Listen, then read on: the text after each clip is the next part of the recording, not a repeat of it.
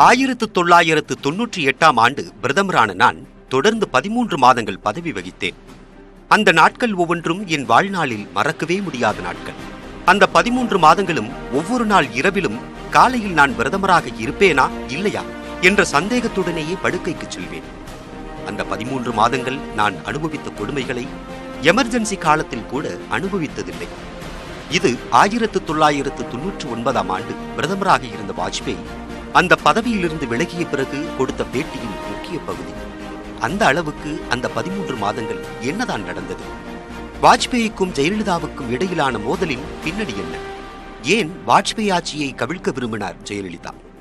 வாஜ்பேயின் தூதுவராக வந்த ஜார்ஜ் பெர்னாண்டஸ் மீதே ஜெயலலிதா புகார் சொன்னது ஏன்? அத்வானிக்கு செலக்டிவ் அம்னீஷியா என்று ஜெயலலிதா விமர்சிக்க என்ன காரணம்?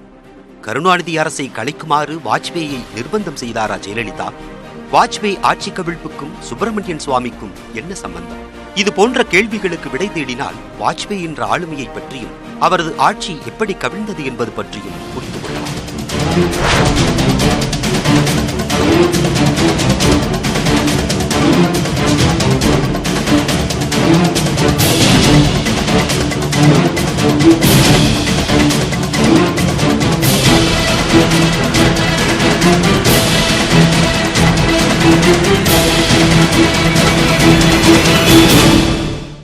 வாஜ்பேயி இந்த பெயர் பாரதிய ஜனதா கட்சியின் வரலாற்றிலும் இந்திய அரசியல் வரலாற்றிலும் தவிர்க்கவே முடியாத பெயர்.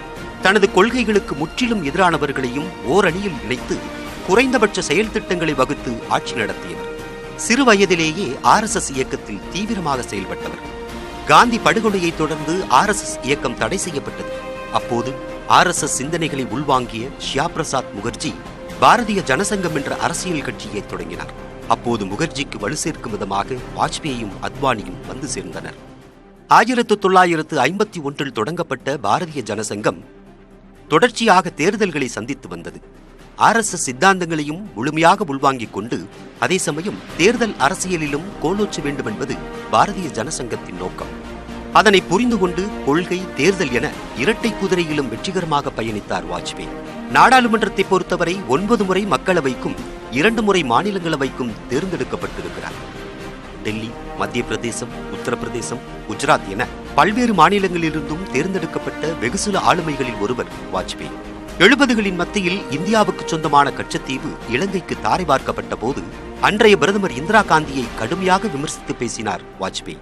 தான் சார்ந்திருக்கும் கொள்கைகளின்படி கச்சத்தீவு என்பது வாலித்தீவு என்கிற புராண அடையாளத்தை நாடாளுமன்றத்தில் கொடுத்தவர் வாஜ்பேயி. நாடாளுமன்றவாதியாக இருந்த வாஜ்பேயிக்கு கட்சியின் தலைமை பொறுப்பும் தேடி வந்தது. ஜனசங்க தலைவர் தீனதயாள் உபாத்யாவின் திடீர் மரணம் கட்சிக்குள் வெற்றிடத்தை ஏற்படுத்தியது. அந்த நேரத்தில் கட்சியின் தலைமை பொறுப்பேற்றவர் வாஜ்பேயி.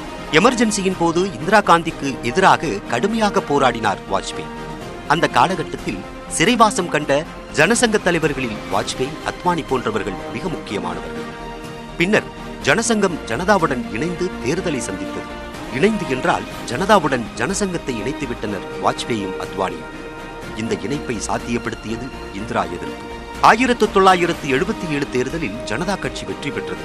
அந்த ஆட்சியில் வாஜ்பேயி வெளியுறவுத்துறை அமைச்சரானார். பின்னர் ஜனதாவுடன் ஏற்பட்ட முரண்பாடு காரணமாக பாரதிய ஜனசங்கம் பாரதிய ஜனதா கட்சி என்ற புதிய கட்சியாக மாறியது. 1980 உருவான பாரதிய ஜனதா கட்சி படிப்படியாக நாடாளுமன்றத்தில் தனது எண்ணிக்கையை அதிகரித்துக் கொண்டே வந்தது. 1996ஆம் ஆண்டு நடந்த நாடாளுமன்ற தேர்தலில் தனிப்பெரும் கட்சியாக பாஜக உருவெடுத்தது. அதன் காரணமாகவே பாஜகவை ஆட்சியமைக்க அழைத்தார் குடியரசுத் தலைவர். அப்போது வாஜ்பேயி முதன்முறையாக பிரதமரானார். RSSஇன் அடிப்படை தொண்டராக அரசியலுக்குள் நுழைந்து இந்தியாவின் ஆகப்பெரிய பதவிக்கு வந்தது வாஜ்பேயின் வாழ்க்கையில் முக்கியமான திருப்புமுனை. பிரதமர் பதவியை ஏற்ற வாஜ்பேயி ஆட்சிக்கு தேவையான பெரும்பான்மையை நிரூபிக்க வேண்டிய சூழல் உருவான போது தடுமாறி போனார். அவருடைய அரசுக்கு அறுதி பெரும்பான்மை ஆதரவு கிடைக்கவில்லை. ஆகவே வாஜ்பேயி அமைத்த முதல் அரசு வெறும் 13 நாட்களில் கவிழ்ந்து போனது. முதல் வாய்ப்பை முறையாக பயன்படுத்தும் வாய்ப்பை தவறவிட்டாலும் கூட அடுத்த வாய்ப்பு கிடைத்தால் அதை நன்றாக பயன்படுத்திக் கொள்ள வேண்டும் என்ற முனைப்போடு இருந்தார் வாஜ்பேயி. அடுத்த வாய்ப்பு 2 ஆண்டுகளில் வாஜ்பேயின் வசம் வந்தது. அதற்காக பல மாநில கட்சிகளை உள்ளடக்கிய தேசிய ஜனநாயக கூட்டணியை உருவாக்கினார் வாஜ்பேயி. அந்த வரிசையில் தமிழகத்தின் முக்கியமான அரசியல் கட்சியாக அதிமுகவுடன் கூட்டணி வைத்தார் வாஜ்பேயி. அந்த வகையில் தமிழகத்தில் பாஜகவுக்கு நுழைவு வாயிலை அமைத்து தந்த முதல் கட்சி என்ற பெயர் அதிமுகவிற்கு கிடைத்தது. 1998ஆம் ஆண்டு நடந்த நாடாளுமன்ற தேர்தலின் போது உருவான தேசிய ஜனநாயக கூட்டணியில் மதிமுக, பாமக, வாழப்பாடி ராமமூர்த்தி தலைமையிலான தமிழக ராஜீவ் காங்கிரஸ் உள்ளிட்ட கட்சிகள் இணைந்தன. ஜெயலலிதாவையும் இந்துத்துவ இயக்கங்களையும் கடுமையாக விமர்சித்து பேசி வந்த மதிமுகவும் இந்த கூட்டணியில் இணைந்தது. அதுவரை திராவிட கட்சிகளுடன் கூட்டணி வைக்காத பாமகவும் முதன்முறையாக பாஜக மற்றும் அதிமுகவுடன் கூட்டணி வைத்துக் கொண்டது. 1998ஆம் ஆண்டு நடந்த தேர்தலில் தமிழகத்தில் அதிமுக பாஜக கூட்டணி 30 இடங்களை பிடித்து மிகப்பெரிய வெற்றி பெற்றது. அந்த 30இல் 18 இடங்களை அதிமுக கைப்பற்றியிருந்தது. அந்த எண்ணிக்கை பிரதமர் யார் என்பதை தீர்மானிக்கும் சக்தியாக மாறியது. உண்மையில் அதிமுக பாஜக கூட்டணி பெற்ற பிரம்மாண்ட வெற்றி எப்படி சாத்தியமானது என்ற கேள்வி அரசியல் அரங்கில் பலமான விவாதத்திற்கு உள்ளானது. உண்மையில் அந்த தேர்தல் பிரச்சாரத்தின் போது அதிமுக பாஜக கூட்டணிக்கு ஆதரவாக பிரச்சாரம் செய்வதற்கு பாஜக மூத்த தலைவர் அத்வானி தமிழகம் வந்தார். கோவையில் அவர் பிரச்சாரம் செய்வதற்காக மேடை அமைக்கப்பட்டிருந்தது. அப்போது அத்வானி பேசுவதாக இருந்த மேடைக்கு அருகில் வெடிகுண்டு வெடித்தது. அதனைத் தொடர்ந்து 10 இடங்களில் அடுத்தடுத்து குண்டுகள் வெடித்தன. காந்திபுரம் பேருந்து நிலையம், ரயில் நிலையம், ஆர்எஸ்புரம், உக்கடம் என கோவையின் முக்கிய பகுதிகளில் நடைபெற்ற குண்டுவெடிப்பு சம்பவங்கள் கோவை மக்களை மட்டுமல்லாது தமிழகத்தையும் அதிர்ச்சிக்குள்ளாக்கியது. அந்த குண்டுவெடிப்பு சம்பவத்தில் 50க்கும் மேற்பட்டோர் உயிரிழந்தனர். 1000த்திற்கும் மேற்பட்ட மக்கள் படுகாயமடைந்தனர். அந்த வெடிகுண்டு சம்பவம் நடைபெற்ற போது தமிழகத்தில் திமுக ஆட்சி நடைபெற்றுக் கொண்டிருந்தது. ஆகவே திமுக தமாக கூட்டணிக்கு எதிராக பிரச்சாரம் செய்வதற்கு கோவை குண்டுவெடிப்பு ஒரு காரணமாக அமைந்துவிட்டது. அத்வானிக்கு போதுமான பாதுகாப்பை மாநில அரசு செய்து தரவில்லை என்ற குற்றச்சாட்டை ஜெயலலிதா முன்வைத்தார். அது தேர்தல் களத்தில் எதிரொலித்தது. திமுக தமாக கூட்டணிக்கு தோல்வியே கிடைத்தது. உண்மையில் குடியரசுத் தலைவர் பொறுப்பில் இருந்தாலும் கூட KR நாராயணன் ஒரு காங்கிரஸ்காரர். ஆகையால் அந்த ஜெயலலிதாவிடமிருந்து ஆதரவு கடிதம் வந்து சேரவில்லை. அதன் காரணமாக வாஜ்பேயி பிரதமராக பதவியேற்பது தாமதமானது. பாஜக முகாமில் மிகப்பெரிய குழப்பம் உருவானது. ஜெயலலிதா தலைமையிலான அதிமுகவை ஆட்சியில் பங்கெடுத்துக் கொள்ளுமாறு அழைப்பு விடுத்தார் வாஜ்பேயி. நீண்ட நெடிய யோசனைக்கு பிறகு வாஜ்பேயி அரசுக்கான ஆதரவு கடிதத்தை கொடுத்தார் ஜெயலலிதா. ஆனால் அமைச்சரவையில் அதிமுக பங்கேற்பது குறித்த முடிவை சொல்லாமல் தாமதம் செய்து கொண்டே இருந்தார் ஜெயலலிதா. அப்போது பாஜக மூத்த தலைவர்களில் ஒருவரான ஜஸ்வந்த் சிங் ஜெயலலிதாவை சந்தித்து பேசினார். அதனைத் தொடர்ந்தே அதிமுகவும் பாமகவும் மத்திய அரசில் பங்கேற்கும் என்று அறிவித்தார். தம்பிதுரையும் சேடப்பட்டி முத்தையாவும் கேபினெட் அமைச்சர்களாக பொறுப்பேற்றனர். கடம்பூர் ஜனார்த்தனம், RK குமார் இணையமைச்சர்களாக பொறுப்பேற்றனர். ஒரு வழியாக பிரதமர் நாற்காலியில் அமர்ந்து விட்டாலும் கூட வாஜ்பேயிக்கு அடுத்தடுத்த சோதனைகள் வந்து கொண்டே இருந்தன. பொக்ரான் அணுகுண்டு சோதனை நிகழ்த்தி இந்திய அளவில் பாராட்டுகளை பெற்றுக் கொண்டிருந்தார் வாஜ்பேயி. ஆனால் அவரால் அந்த பாராட்டுக்களை முழுமையாக ஏற்றுக்கொள்ள முடியவில்லை. காரணம், அந்த சமயத்தில் ஜெயலலிதாவிடமிருந்து அதிக அளவில் அரசியல் அழுத்தங்கள் வந்து கொண்டிருந்தன. அதிமுக கூட்டணி சார்பில் மதுரை மக்களவை தொகுதியில் இன்று வெற்றி பெற்றிருந்த ஜனதா கட்சித் தலைவர் சுப்பிரமணியன் சுவாமிக்கு நிதியமைச்சர் பதவி வேண்டும் என்ற கோரிக்கையை ஜெயலலிதா முன்வைத்ததாகவும் அதில் பிரதமர் வாஜ்பேயிக்கு உடன்பாடில்லை என்றும் செய்திகள் வெளியாகின.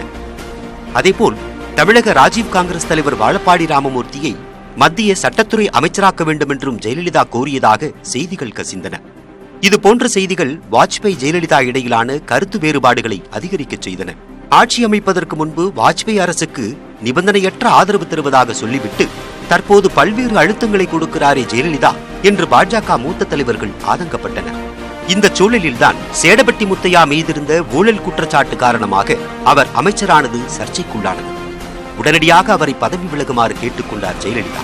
அமைச்சராக பதவியேற்று தமிழகம் திரும்புவதற்காக ரயில் ஏறிய போது மத்திய அமைச்சராக இருந்த சேடப்பட்டி முத்தையா பயணத்தின் பாதியிலேயே ராஜினாமா செய்ய வேண்டிய கட்டாயம் ஏற்பட்டது. தான் பரிந்துரை செய்த நபர் மீது பாஜக சர்ச்சை எழுப்பியதில் ஜெயலலிதாவிற்கு கொஞ்சம் அதிருப்திதான். ஆனாலும் சேடப்பட்டி முத்தையாவை பதவி விலகச் செய்து சர்ச்சையை தவிர்த்தார் ஜெயலலிதா.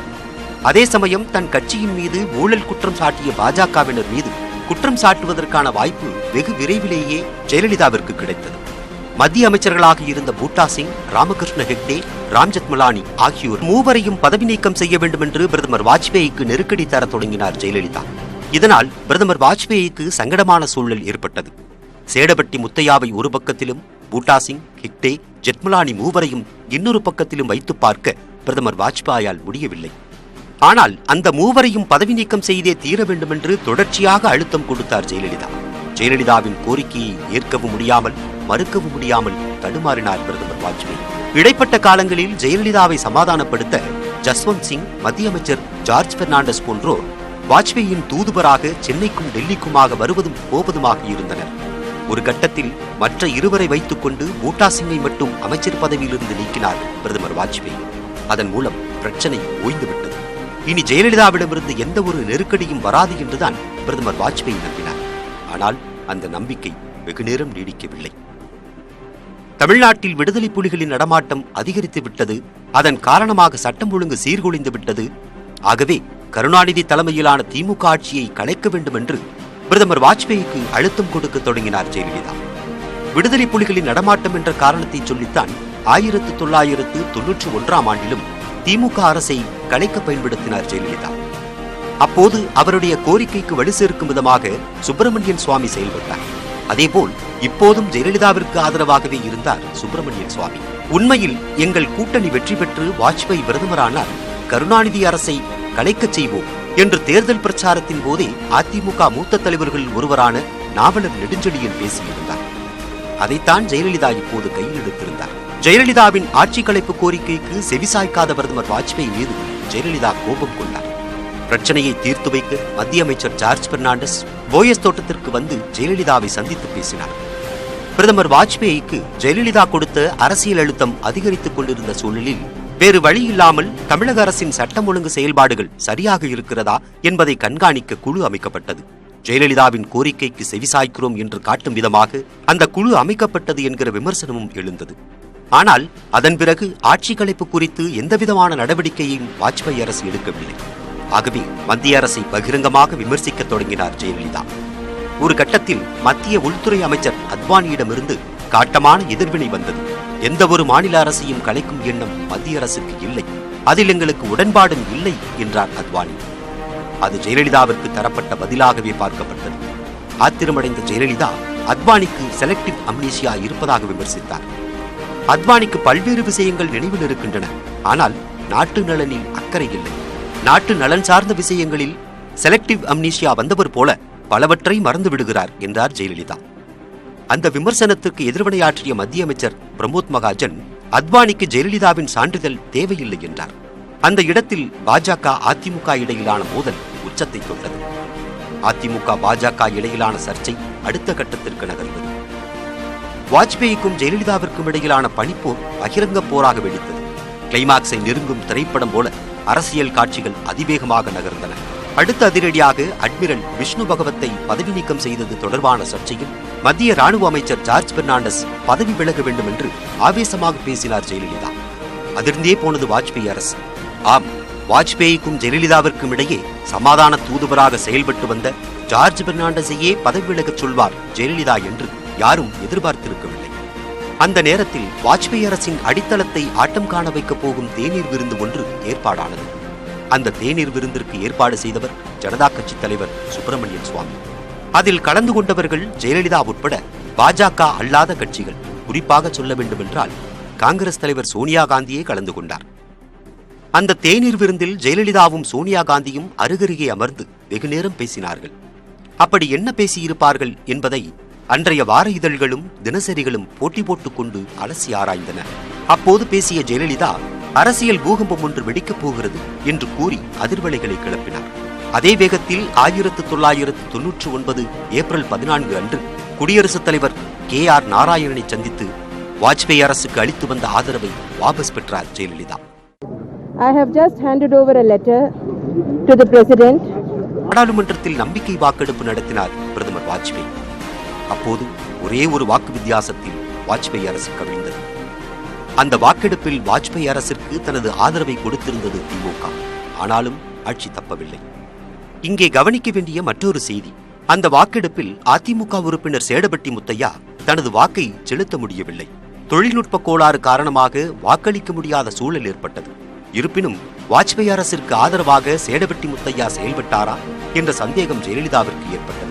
வாஜ்பேயி அரசில் 13 மாதங்கள் அங்கம் வகித்த ஜெயலலிதா தன் மீதுள்ள ஊழல் வழக்குகள் தொடர்பான அதிகாரிகளை மாற்றுவதற்கு எல்லா முயற்சிகளையும் மேற்கொண்டார். அதை தாண்டி தமிழக நலனுக்காக எதையும் செய்யவில்லை என்று குற்றம் சாட்டினார் அப்போதைய முதலமைச்சர் கருணாநிதி. ஆனால் ஜெயலலிதாவோ தமிழக நலனிற்காக எத்தனை அழுத்தம் கொடுத்தும் வாஜ்பாய் அரசு எதையும் செய்யவில்லை என்று குற்றம் சாட்டினார். வாஜ்பாய் ஆட்சி கவிழ்ப்பு குறித்து கருணாநிதியும் ஜெயலலிதாவும் என்ன சொன்னார்கள் என்பது ஒரு பக்கம் இருக்கட்டும், ஆட்சியை பறிகொடுத்த வாஜ்பாய் என்ன சொன்னார் என்பதுதான் மிகவும் முக்கியமானது.